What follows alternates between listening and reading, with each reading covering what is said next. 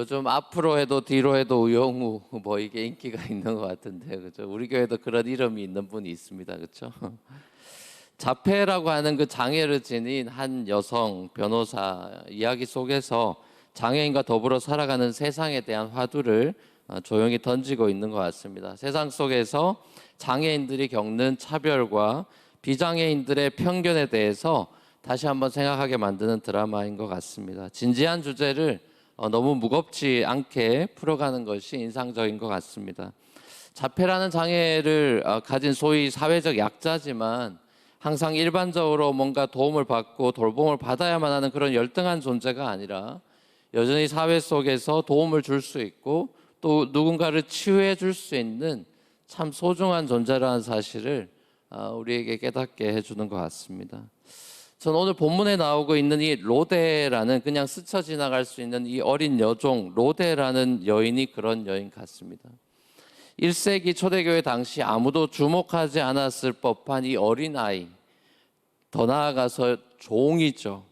그러니까 그 당시에 사회적으로 보면 최약자이고 가장 무시당할 수 있는 그런 시민인 셈입니다.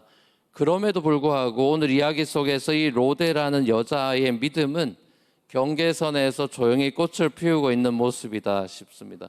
로데의 중보 기도가 이 사도행전 전반부의 주인공 역할을 하고 있는 이 대사도인 베드로, 이 대사도 베드로가 감옥에서 탈출하도록 하는 그 기적을 불러일으키는 이 로데의 기도를 봅니다. 오늘의 짧은 에피소드의 배경과 내용을 다시 한번 간단히 요약해 보면 이렇습니다. 스데반 아시죠? 스데반의 순교 이후에 핍박이 거세졌죠. 그래서 사람들이 흩어졌죠. 디아스포라가 됐습니다. 그렇지만 흩어져서 복음이 더 왕성하게 전파가 되죠. 12사도들은 여전히 흩어지지 않고 예루살렘 교회를 지키면서 그곳에서 교회 사역을 하고 있었는데, 또 이번엔 12사도들 가운데 스데반이 집사님 중에 한 분이 순교했다면 이제 12사도 가운데 첫 순교의 제물이 나오죠. 그것이 바로 이제 야고보 사도죠. 헤롯 왕에 의해서 그 축제 전야에 칼로 목베임을 당해서 죽게 됩니다. 자, 헤롯은 이어서 이제 수제자에 해당하는 이 사도 베드로를 이제 죽여야 되겠다. 왜냐하면 야고보를 죽이니까 사람들이 오히려 좋아한다는 걸 느끼고 이제 정치적으로 생각을 하면서 이젠 베드로도 건드려도 되겠구나. 그래서 이제 베드로를 건드리려고 옥에 가두고 조만간 죽이려고 하는 음모를 꾸미게 됐습니다. 근데 다행스럽게도 유월절 명절 중이라서 이 명절이 지나면 이제 백성들 앞에서 죽이려고 생각을 하고 있었던 거죠. 자, 근데 스데반에 이어서 사도 야고보의 죽음으로 성도들이 굉장히 슬퍼했겠죠.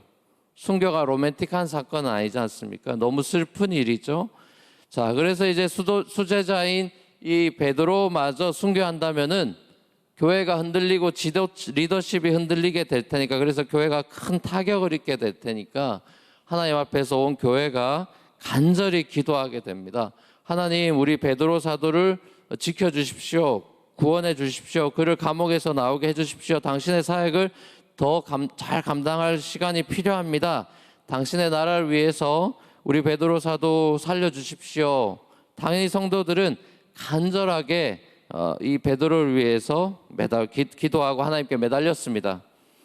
자, 베드로가 며칠을 감옥에서 보내고 있었고 드디어 헤롯이 이제 다음 날이면 베드로마저 죽일 수 있는 기회 때가 왔다 이렇게 생각하면서 회심을 짓고 있었던 밤이었는데요. 베드로는 두 손이 쇠사슬에 묶인 채 두 명의 로마 군사 옆에 누워 자고 있었습니다. 기도하다가 잠이 들었겠죠. 아주 깊은 밤이었습니다. 그런데 이게 웬일이죠? 그 칠흑 같은 어두운 감옥이 환해집니다. 갑자기 천사가 나타나서 베드로 옆구리를 치고 어깨를 두드리면서 get up, 일어나라고, 위가라고, 가야 된다 막 재촉하면서 손에 있던 쇠사슬이 벗겨지고 빨리 옷 입으라고, 옷 입고 신발 신으라고, 날 따라오라고. 그래서 이제 잠결에 아무 생각 없이 막 따라 나서죠. 그래서 베드로가 비몽사몽 이렇게 따라가는데 이게 꿈인지 생신인지 헷갈렸을 것 같습니다. 그러면서 점점 이게 해리포터 장면으로 변하기 시작하면서 막 문이 막 열리고 첫째 문지기, 둘째 문지기 그냥 숭숭숭숭 막 피해가 통과하고요. 도심으로 향하는 철문이 굳게 닫혀 있는데 거기에도 철문이 막 자동으로 쫙 열립니다. 그리고 그것을 빠져나와서 한 블록을 지나서 거리로 가다가 천사는 이제 할 도리 다 했다 그래서 확 사라져 버립니다. 자, 베드로가 이 사람이 누군가, 이게 천사인가 사람인가 긴감인가 하면서 너무 순식간에 벌어진 일이라 정신이 없었는데 자유의 몸이 되고 나서 정신을 차려보니까 이게 하나님께서 이렇게 나를 헤로데 손과 또 유대 백성들의 모든 기대로부터 벗어나게 해주셨구나, 이게 하나님이 천사를 보내셨구나, 이런 깨달음을 가졌습니다. 그래서 너무 기쁜 나머지 자기를 위해 기도하고 있을 초대교회 성도들, 자기 성도들과 식구들이 향해서 이제 달려갑니다. 그 기쁜 소식을 알리기 위해서. 모여 있는 곳이 마가 요한의 그 어머니의 그 다락방이죠. 그 초대교회 예배처소죠. 자, 거기로 달려갑니다. 그래서 똑똑똑 문을 막 두드리죠.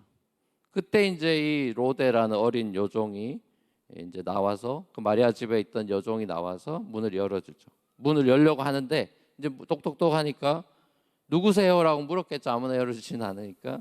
그러니까 베드로가 교회 오빠 베드로야. 내가 베드로다. 베드로 사도다. 그러니까 지금 감옥에, 이 새벽에 이 야심한 시각에 감옥에 당연히 있어야 될 사람이 베드로라고 하니까 사실 믿기는 힘든 일 아니겠습니까? 자, 근데 이 소녀가 너무 기뻐서 그 목소리를 알아듣고 문을 열어주는 걸 깜빡하고 기도하고 있는 사람들한테, 철야 기도하고 있는 사람들한테 가서 그 가정교회 식구들한테 집사님, 권사님, 우리 베드로 사도가 돌아오셨다고, 와, 그렇게 얘기를 하니까 그 같이 기도하고 있던 교회 식구들이 뭐라 그럽니까? 이 어린아이의 말을 안 듣죠. 믿질 않아요. 너가 미쳤냐라고 나오죠. 베드로가 어떻게 이 밤에 여기 있을 수가 있냐. 진짜라고 아무리 얘기해도 안 믿으려고 그래요. 자, 그래서 네가 이렇게까지 자꾸 얘기를 하는 거 보니까 그러면 베드로를 위해서 보내신 하나님의 천사가 이렇게 똑똑했나 보다. 계속 기도나 하자. 계속 문 두드리는 소리가 들어오니까, 그래서 이제 데리고 나가 봤더니 진짜 아니나 다를까 베드로 사도죠. 정말 이 해리포터 같은 판타지 같은 이런 영화 속에나 나올 것 같은 이런 장면 속에서, 자, 우리는 하나님의 초자연적인 이런 어떤 간섭과 개입을 보게 됩니다. 초대교회는 이런 일들이 많이 있었죠. 자, 그리고 이런 일들이 어떻게 가능했는가에 대한 힌트를 우리는 사도행전에서 줄곧 특별히 전반부에서 많이 발견할 수 있고, 물론 나중에 후반부에 가서도 바울의 이야기 속에서도 우리는 이런 초자연적인 얘기들을 많이 발견하게 돼요. 자, 근데 거기에 보면 항상 특징이 있습니다. 사도행전에 나온 누가가 그리고 있는 누가복음도 그렇고 사도행전도 그렇고 쓸 때 그 관점이 있죠. 거기에서 누가가 굉장히 포인팅하는 것들이 사회적 약자니까 로데 같은 사람도 집어넣는 거고요. 또 누가가 굉장히 관심 있게 보는 것은 누가복음과 사도행전에서 여러분 읽어보시면 결국 기도와 성령이라는 걸 알 수 있습니다. 자, 그래서 결국에는 이 이런 놀라운 초자연적인 기적들이 이게 성도들의 중보기도였구나. 또 그 성도들의 중보기도 안에는 베드로 사도의 목소리를 알아듣는 로데 같은 여인이 있다. 이 여종이 있다. 베드로가 천사의 손에 이끌려서 도착하게 된 마가 요한의 다락방에 심야의 성도들이 자기를 위해 철야 기도하고 있는 것을 본 거죠. 성경에 보면 하나님께서는 중보기도를 통해서 기적들을 많이 베푸시죠.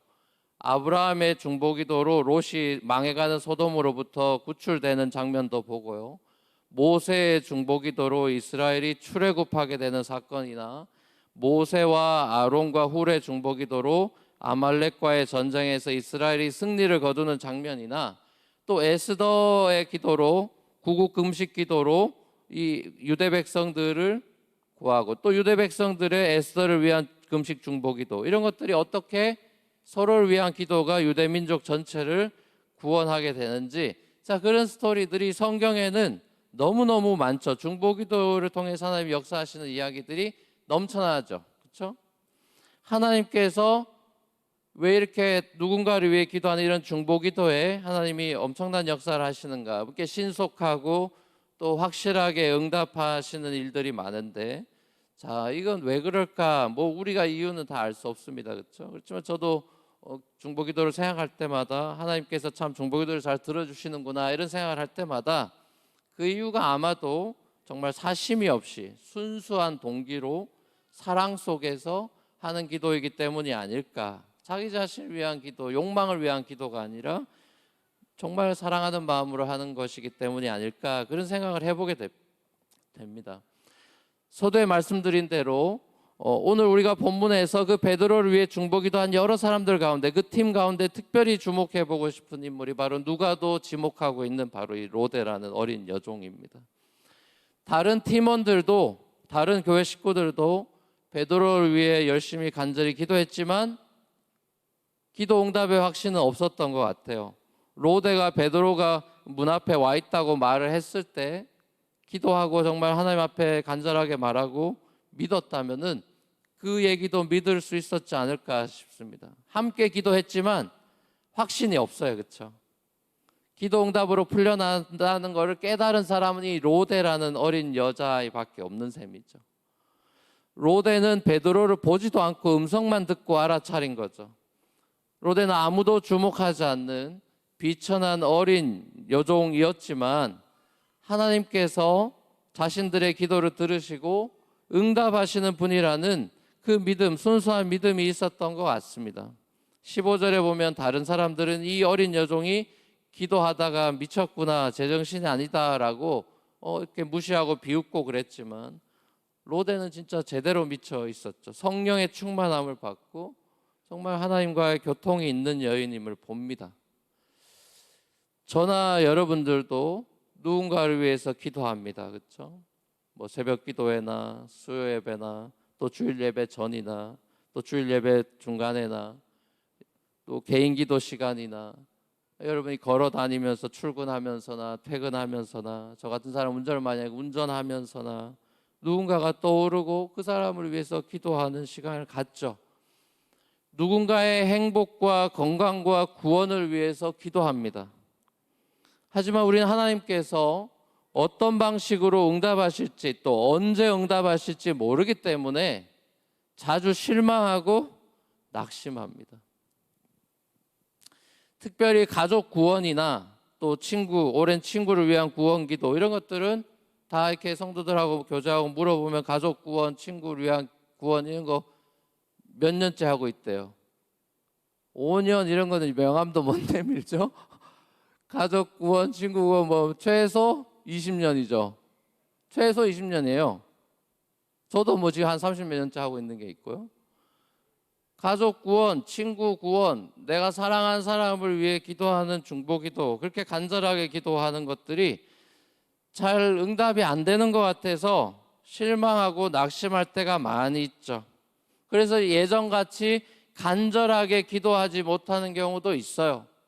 한 청년이 제게도 그런 얘기를 했었습니다. 이제는 가족 구원 한 20년, 30년이 되니까 가족을 위한 구원 기도를 위한 기도할 때 옛날엔 눈물도 나고 그랬는데 요즘은 눈물도 안 난다고. 신기하죠, 그렇죠? 자, 근데 여러분 그런 게 쉽지 않은데 우리에게도 필요하고 하나님께도 그분에게도 필요하고 하나님의 계획 우리가 다 알 수 없으니까. 자, 근데 우리가 잊지 말고 기억하고 우리 스스로에게 계속해서 리마인드 해야 되는 거는 하나님께서 우리의 기도를 다 듣고 계신다는 거예요. 우리의 기도가 땅에 하나도 떨어지지 않고 우리가 하는 모든 말과 모든 한숨 소리, 뭐 다니엘서에 보면 그런 내용들이 나옵니다. 한숨 소리, 예레미야도 마찬가지고 막 간절하게 부르짖은 게 아니라 그냥 지나가는 말로 독백으로 하는 얘기까지도 하나님이 다 듣습니다. 다 들어요. 그래서 우리가 하는 모든 말이 사실 일종의 기도죠. 그래서 우리가 기억해야 되는 것은 하나님이 모든 걸 다 듣고 계시고 때가 되면 하나님의 때가 있죠. 예수가 아무 때나 오지 않죠. 초림 때도 그렇고 재림 때도 그렇고 기분 내킬 때 오는 게 아니라 하나님의 때가 있죠. 때가 되면 하나님의 방식대로 반드시 응답해 주시는 분이라는 사실을 우리가 계속 자기 자신에게 우리 기도 생활 가운데는 리마인드 하는 것이 낙심과 실망을 치료할 수 있는 유일한 대안입니다. 간절함보다 더 중요한 건 그거예요. 아니, 우리를 사랑하셔서, 나를 사랑하셔서 독생자 예수까지 내어주신 분이라는 사실을 우리가 기억해야죠. 자, 이것은 단순히 그냥 theological statement가 아니고 리얼리티입니다. 리얼리티예요. 야고보 사도는 야고보서에서 환난 중에 있는, 엄청나게 고생하고 있는 핍박 가운데 있는 성도들에게 편지하면서 이렇게 서두에 고백합니다. 권면합니다. 야고보서 1장 6절에서 7절 같이 한번 읽어보겠습니다. 시작. 조금도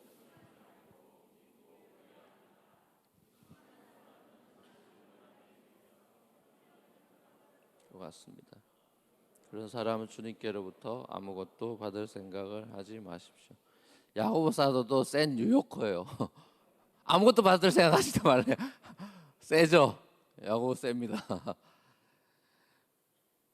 여러분, 기도의 최대 방해꾼이 기도를 방해하는 게 뭔가? 최대 방해꾼.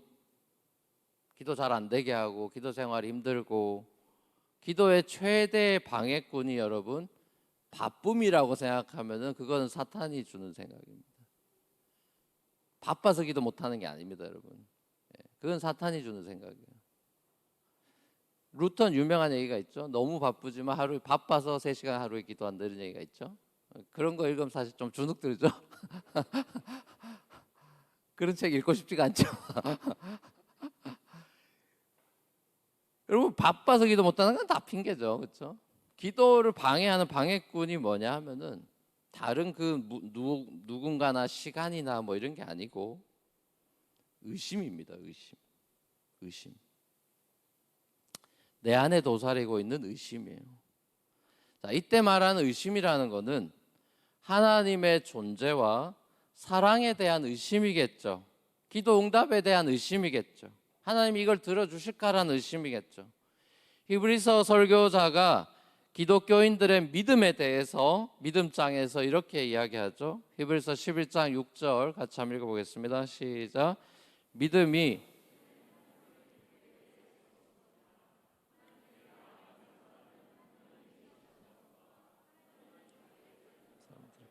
상을 주시는 분이라는 것을 믿어야 합니다. 아멘. 예. 자, 믿음에 대한 강조죠. 의심의 반대말이 믿음이니까 믿음에 대한 강조인데요. 성경은 믿음을 강조하죠. 자, 그러면 도대체 믿는다는 게 뭐냐 이거예요. 성경은 믿음을 강조하는데 믿는다는 게 뭐냐? 우리가 하나님을 믿는다는 거는, 예수 믿는다는 거는 하나님을 신뢰한다는 것입니다. 그렇죠? 하나님을 신뢰한다는 것이에요. 자식이 부모를 신뢰하고 순종하는 거를 부모는 그거를 얘가 나를 사랑하는구나 여기듯이, 하나님은 우리가 하나님의 말씀을 신뢰하고 순종하는 것을 기뻐하신다. 성경은 분명히 이야기합니다.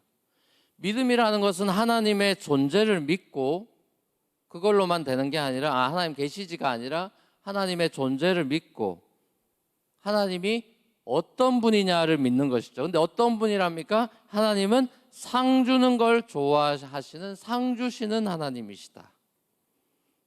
그걸 믿으래요. 하나님이 계셔. 그래, 맞지. 근데 하나님은 어떤 분이야? 벌 주시는 분이야. 하나님은 상 주시는 분이다. 부모가 자식을 벌 주려고 자식을 키웁니까? 상 주려고 자식을 키웁니까? 요즘 같은 때는 헷갈리죠. 내가 벌 주려고 애를 키우나? 사춘기 애를 키우면서 내가 얘를 벌 주려고 키우나? 여러분, 부모 마음은 똑같죠. 하나님이 우리를 벌 주려고 키울 리가 없죠. 하나님은 존재하고 계시고 하나님 우리에게 상 주시는 좋으신 분이다. 자, 기도는 이 신뢰를 바탕으로 하는 것입니다. 의심은 신뢰를 무너뜨리죠. 부부 사이에도 신뢰가 깨지면 의심이 그 사이를 갈라놓죠. 당신이 자꾸만 이런 식으로 나오면 내가 당신을 어떻게 믿어? 어떻게 살아? 막 이거 우리 그 TV 프로에 부부 문제 있는 그런 프로그램 보면 맨날 나오는 대사죠. 그죠? 당신이 자꾸 이런 식으로 나면 내가 당신을 어떻게 도대체 믿고 살아? 어떻게 믿어? 그 얘기는 뭡니까? 신뢰할 수 없다는 것이죠. 신뢰가 깨어진 부부가 자주 하는 말이죠. 하나님과 우리와의 관계는 의심이 아니라 신뢰가 바탕이 돼야 되죠. 에덴을 생각해 보십시오. 에덴에서 사탄이 하와에게 믿음이 아니라 의심을 심어주죠. 하나님을 향한 신뢰가 아니라 하나님을 향한 의심을 던져줍니다. 하나님이 정말 너희를 사랑하는 것 같냐? 사랑한다면서 왜 선악과 도대체 못 먹게 하냐? 그냥 너희들이 따먹어라. 왜 사랑한다면서 너희가 원하는 걸 안 주는 게 하나님이냐? 사탄은 하와에게 있던 하나님에 대한 신뢰를 무너뜨리려고 했습니다. 그리고 그 의심 전략은 대성공을 거뒀죠. 무리를 걷던 베드로. 자, 무리를 걷던 베드로가 아까 우리 거센풍랑 찬양도 했지만 거센풍랑이 이렇습니다. 걸어가고 있는 예수님 배 밖으로 나오라고 배 밖으로 나와서 걷는데 거센풍랑이 일었어요. 그래서 무서워가지고 이제 바닷속으로 빠져들었죠. 그러니까 예수님께서 베드로에게 뭐라 그럽니까? 왜 무서워하냐라고 얘기 안 했고요. 뭐라 그런지 유명한 말이죠. 믿음이 적은 자여 왜 의심하였느냐 그래요. 왜 무서워하냐 그렇게 하지 않고 믿음이 적은 자여 왜 의심하였느냐. 처음에는 예수님을 신뢰하고 배 밖으로 나오는 용기가 있었습니다. 그렇죠? 아무도 못 나올 때 베드로 나왔어요. 그러자 기적을 맛봤죠. 무리를 걷는 최초의 사람이 됐습니다. 자, 근데 그 믿음이 오래가지 못했죠. 의심의 역풍을 맞고 그 믿음은 쓰러졌습니다. 선악과의 유혹 앞에 넘어지는 이 하와나 거센 파도의 시련 앞에 쓰러지는 베드로가 바로 저와 여러분의 전형적인 모습 아닙니까? 우린 두 개로 쓰러지잖아요. 유혹 때문에 쓰러지고 고난 때문에 쓰러지고. 자, 이렇게 유혹에 넘어지고 시련에 쓰러지는 저와 여러분을 우리 예수님께서 손잡아 이렇게 세워주신다는 게 복음이죠. 우리 스스로 무리를 계속 걸으라거나 계속 풍랑이 와도 네가 계속 걸어라. 우리에게 그렇게 요구하는 게 아니라 어떻게 얘기하는 겁니까? 복음은 뭐죠? 예수님 손 붙잡으라는 것이죠. 오늘날 예수님의 이 일으켜 세우심은 바로 주님의 몸된 예수의 몸된 교회 지체들을 통해서 예수님의 손이 나타나는 것입니다. 교회 직분자들을 통해서일 때도 물론 있지만 로데같이 교회에서 별로 주목하지 않은 모든 장로님들, 목사님들, 권사님들이 무시하는 그 어린아이, 특별히 사회적으로도 천대받는 그 여인, 그 어린 여종, 주일학교 어린아이의 연약한 그 중보기도, 그것도 있습니다. 그렇죠? 하나님은 그런 걸 잊지 않는 거예요. 작년과 재작년 팬데믹 동안에 우리가 힘들었던 그 시절들을 쭉 돌아보고 왜 힘들어했나 뭐 여러 가지 이유가 있지만 영적으로 힘들었던 걸 잘 생각해 보면 우리가 못 모여서가 넘버원이에요. 못 모여서. 그렇죠? 모이지 못해서 공동체의 기도와 격려와 사랑을 직접적으로 느끼지 못하니까 힘들었던 거예요. 내 집이 만민이 기도하는 집이다 라고 하나님 말씀하셨죠. 교회는 기도하면서 서로를 영적으로 이렇게 세워주는 공동체죠. 기도로 서로를 세운다. 그 말이 무슨 말입니까? 기도를 통해서 부활의 영이신 성령께서 각 사람을 돌보고 일으켜서 예수 손잡게 한다. 그 소리죠. 베드로 사도가 본인의 어떤 특별한 능력, 탁월한 초능력을 이용해서 감옥에서 빠져나올 수 있는 게 아니었죠. 주님의 천사가 그를 빼냈죠. 출애굽을 모세가 한 게 아니라 주님이 하셨고, 롯을 소돔성에서 빼낸 게 아브라함이 아니라 주님의 천사였죠. 모든 구원은 사람이 아니라 주님이 하시죠. 자, 근데 중요한 거는 우리 주님이 하신 놀라운 이 구원, 하나님의 나라를 우리의 기도를 통해서 이 땅 가운데 이루시기를 예정하셨고, 그렇게 행하시고 그것을 기뻐하시는 분이라는 거예요. 하나님 혼자 북치고 장구치고 해서 단독 플레이해서 골 집어넣는 그런 분이 아니라고요. 우리와 팀 플레이를 하시길 원하십니다. 하나님은 교회 공동체의 기도, 연약한 여인의 기도를 통해서 수레바퀴를 돌립니다. 역사의 수레바퀴를 그렇게 돌리죠.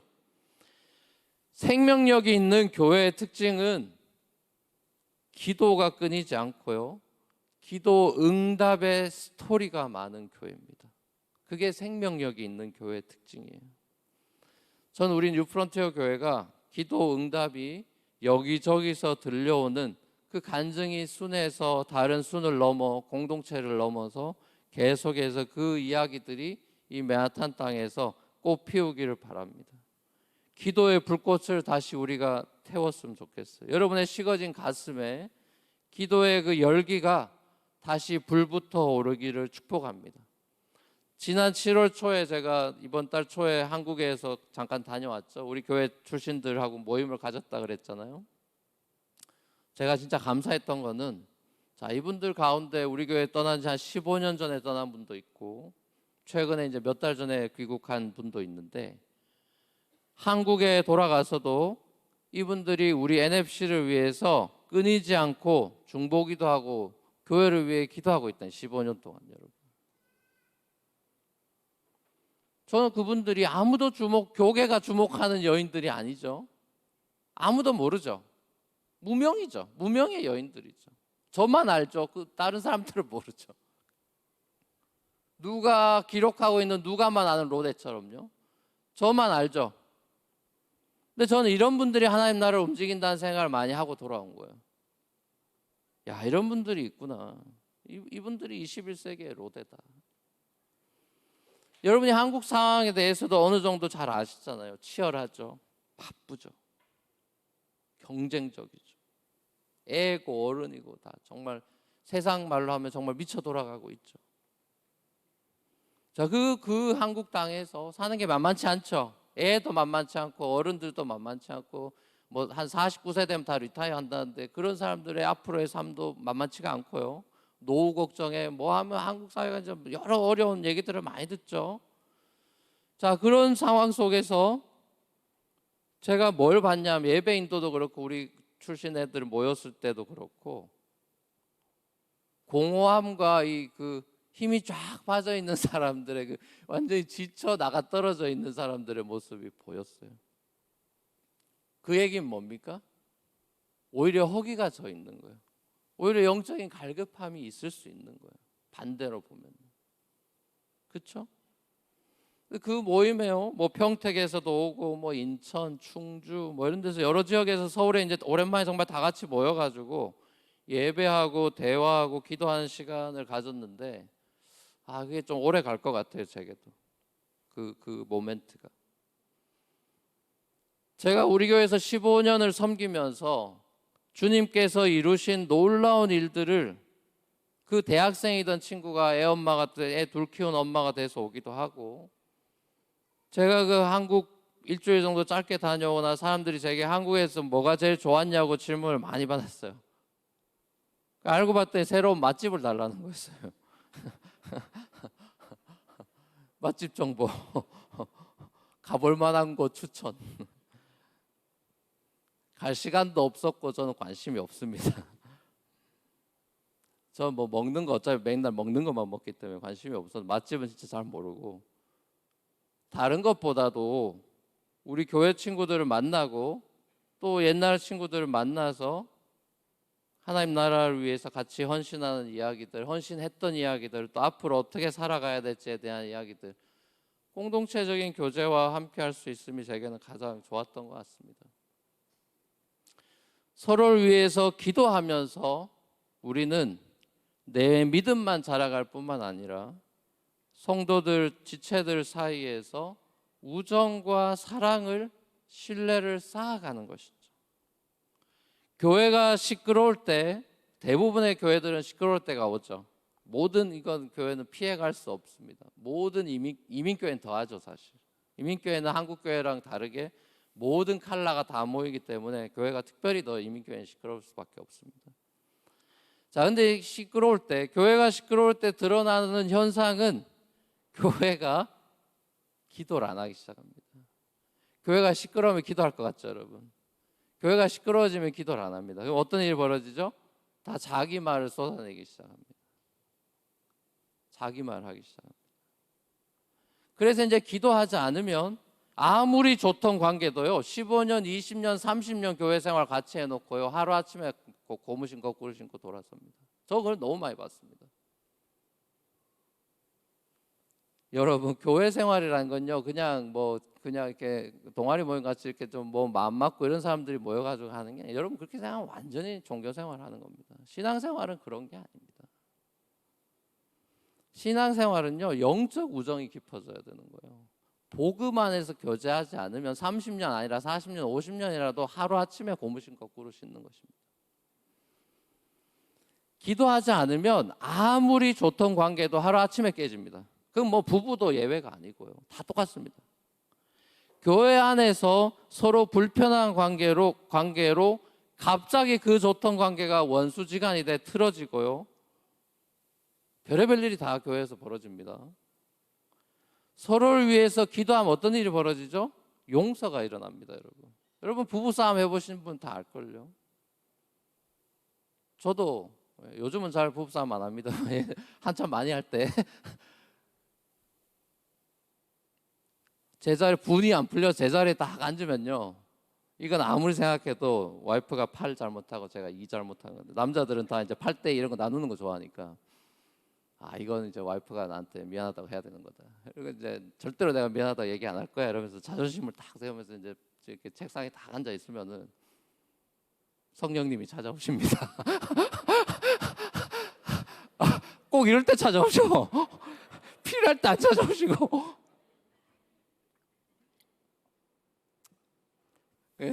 그냥 마음속에 그런 생각이 드는 거예요. 너 잘한다. 너 목사하고 너 용서하라고 설교하고 별의별 짓 다 하고 잘한다 이런 얘기가 저 안에서 막 맴도는 거예요. 그런 것들이. 야, 너 죽을 죄인인 너를 내가 용서해줘. 너 뭐라고 용서를 못하고 이러 분내고 이러고 있냐라는 그 말이 제게 항상 들렸던 것 같아요. 아마 여러분도 그런 경험이 많을 겁니다. 기도의 자리에 앉지 않으면 용서가 안 되죠. 하나님 앞에 앉아야 돼요. 하나님 앞에 앉으면은 하나님이 해결합니다. 그런 경우 많으실 겁니다. 부부관계가 어렵든 교회가 시끄럽든 가정이 어렵든 하나님 앞에 앉기부터 시작하세요. 말하려고 생각하지도 말고 기도가 안 돼 어쩌고 이런 얘기 할 필요도 없고요. 그냥 하나님 앞에 앉는 거예요. 그냥 침묵하고 가만히 있는 겁니다. 하나님이 알아서 합니다. 하나님 앞에서 우리가 회복이 돼야 돼요. 마음을 하나님이 건드리셔야 됩니다. 교회 공동체가 다른 세상 공동체와 다르다는 가장 결정적인 특징이 그런 데서 나오는 거예요. 예수 믿는 가정이 다르다는 것이 그런 데서 나오는 거예요. 다스림을 받는 거예요. 남편도 아내 다스림을 받는 게 아니라 주님의 다스림을 받는 거고요. 아내도 남편의 다스림을 받는 게 아니라 주님의 다스림을 받는 거예요. 아까 우리 찬양했잖아요. 주님이 나를 다스린다. 그게 주님의 나라잖아요. 주님의 나라가 임한다는 게 뭔데요? 애들 학교 잘 가고 이런 게 주님의 나라 임하는 겁니까? 주님이 다스리는 가정이 된다는 거예요. 정말 복되고 지혜로운 인생은 나를 위해 믿음으로 기도해주는 이 공동체를 귀하게 여기고 떠나지 않고 그 공동체를 묵묵히 섬기고요. 다른 지체들을 위해 조용히 골방에서 걸어가면서 기도하는 인생, 로데 같은 인생을 하나님은 주목합니다. 남들이 알아주는 그런 인생 살려고 자꾸 하지 말고 하나님이 알아주는 그런 묵묵한 기도의 사람이 되세요. 천국 가면 그런 사람들이 상 받는 겁니다. 중보기도는 예수님께서 지금도 하늘 우편에서 조용히 하고 계시는 복된 사역이죠. 성 어거스틴은 어머니 모니카의 중보기도로 회심했죠. 존 웨슬리, 찰스 웨슬리, 어머니의 기도로 영국과 미국을 뒤흔드는 복음 전도자가 됐고, 한국의 이재철 목사님도 사모님의 중보기도로 술꾼에서 귀한 목회자로 회심이 됐죠. 가장 지혜로운 여인도 결국은 똑똑한 여인이 아니라 묵묵히 기도하는 여인이죠. 사랑하는 우리 뉴프런트 교회 성도 여러분, 미천한 어린 여종 로데 그리고 공동체 식구들은 하나님 나라를 위해서, 베드로 사도를 위해서 간절히 기도했습니다. 그리고 그 기도가 주님께서 천사를 보내셔서 구원을 베푸시는 놀라운 기적을 불러왔죠. 그렇게 간절히 기도하면서도 정작 불안했죠. 확신이 없었죠. 그래도 주님만 의지하며 기도했던 그 기도에, 그 확신조차 없던 기도에 주님은 응답했어요. 로데뿐만 아니라 모든 성도들의 기도에 주님이 응답해 주셨죠. 하나님은 연약한 사람의 기도에 응답하십니다. 저와 여러분의 중보기도 아무것도 아닌 것 같지만 하나님은 그걸 기뻐하시고 그 일을 통해 역사하십니다. 의인의 간구는 역사하는 힘이 있다고 아까 우리가 봤죠. 기도의 무릎으로 다시 일어서는 능력의 하나님의 사람들 될 수 있기를 우리 주님의 이름으로 간절히 축원합니다.